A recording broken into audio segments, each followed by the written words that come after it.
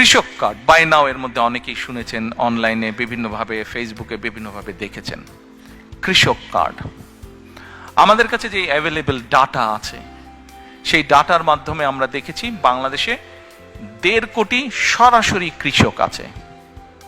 এখানে আপনারা অনেকেই আছেন, শুধু সিলেট নয়, সিলেট সহ বিভিন্ন ডিস্ট্রিক্টের, বেশ সিলেটের বাইরেও অধিকাংশ অবশ্যই সিলেট, বাট সিলেটের বাইরেও কিছু মানুষ আছেন। সিলেট হোক, সিলেটের বাইরেই হোক, ভাই আমিও হাফ সিলেটি, কাজে বলে লাভ নাই।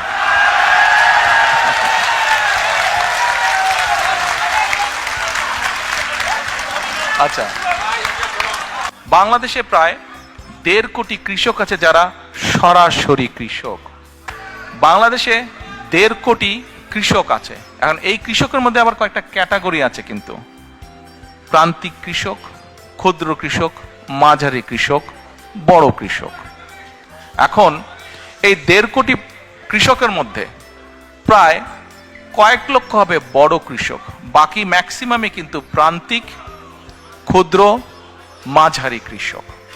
আপনাদের মধ্যেও অনেকেই কৃষক আছেন কিন্তু সরাসরি কৃষক না। হয়তো আপনার জমি আছে, আপনি কারো কাছে বর্গা দিয়ে দিয়েছেন, তাই না? মানে কাউকে দিয়ে দিয়েছেন, লিজ দিয়েছেন জমিটা, যে তুমি চাষবাস করো, ঠিক আছে, এন্ড অফ দ্য ইয়ার তুমি আমাকে এরকম একটা অ্যামাউন্ট দিও। অনেকেই আছেন এখানে। কিন্তু আমরা যেটা করতে চাইছি, এই কৃষক কার্ডটা হবে ব্যাংক কার্ডের মতনই, ওটাতে একটা চিপ থাকবে, এবং আমরা বাংলাদেশে যত কৃষি জমি যা আছে সবগুলোকে একটা সার্ভারের ভিতরে আমরা নিয়ে আসব। কোন কৃষক কোথায়, তার নাম কি, সে কতটুকু জমি ওন করছে, নাকি সেটার সে লিজ নিয়েছে, লিজ নেক অথবা ওন করুক, সেটাতে সে কি কি চাষ করছে। কোন জায়গায় বছরে 2টো ক্রপ হয়, কোন জায়গায় বছরে 3টে ক্রপ হয়, কোন জায়গায় 1টা ক্রপ হয়। কাজেই তার কোন কি ক্রপ হচ্ছে সেই হিসাবও আমরা পুরা রেডি করব। আচ্ছা, এখন রেডি করে যেটা আমাদের টার্গেট বা এইম, আমাদের যার একটা হচ্ছে ফসল, যার 2টো হচ্ছে, তাকে আমরা যে কোনো একটা ফসলের ফুল সাপোর্টটা দেওয়ার চেষ্টা করব। তাকে আমরা তার যেটা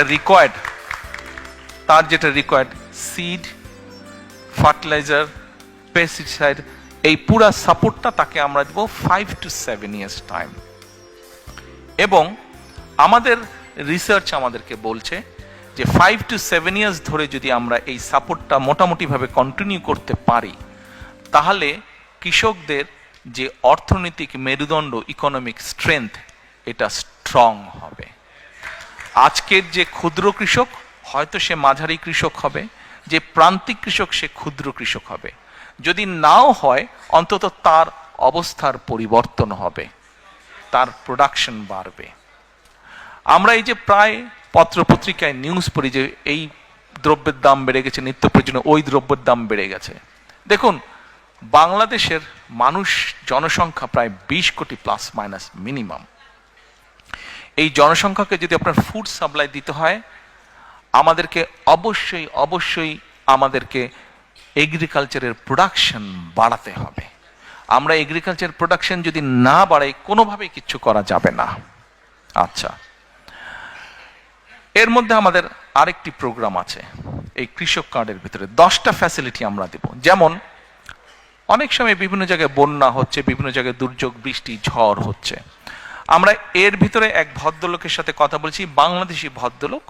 উনি এই ক্লাইমেট নিয়ে কাজ করে, উনি অস্ট্রেলিয়াতে থাকেন, বালাগঞ্জের পূর্ব গৌরীপুর। এখন ওখানে ধরেন একজন কৃষক ডিসাইড করলো যে সে কালকে সার দিবে, ফার্টিলাইজার দিবে, কিন্তু কালকে বৃষ্টি যদি হয় তাহলে ফার্টিলাইজার সব ওয়াশ আউট হয়ে যাবে, তাতে তার ফাইন্যান্সিয়ালি লস হবে। আমরা যে জিনিসটা প্ল্যান করছি, যেহেতু আমরা পুরো সার্ভার ভিতরে পুরো একদম ম্যাপিং করে, জোনিং করে আমরা নিয়ে আসব, এবং তাদেরকে আমরা স্মার্টফোনের মাধ্যমে সিস্টেম, আমরা অ্যাপ দিয়ে দিব আস্তে আস্তে। একবারে we can do that, gradually we will do that. আমরা করব, সে তখন ওই সিস্টেমে সে নক করবে। সিস্টেমে নক করলে ওইখানে ওই কৃষক কিন্তু দেখতে পাবে যে কালকে বৃষ্টি হচ্ছে কি হচ্ছে না, হি উইল নো দ্যাট। আমরা এই ডিটেল পর্যন্ত আমরা কাজ করেছি। বাংলাদেশের মানুষ তাদের সমর্থন দিলে, আমরা ইনশাল্লাহ সরকার গঠনে সক্ষম হলে, gradually we will build this system.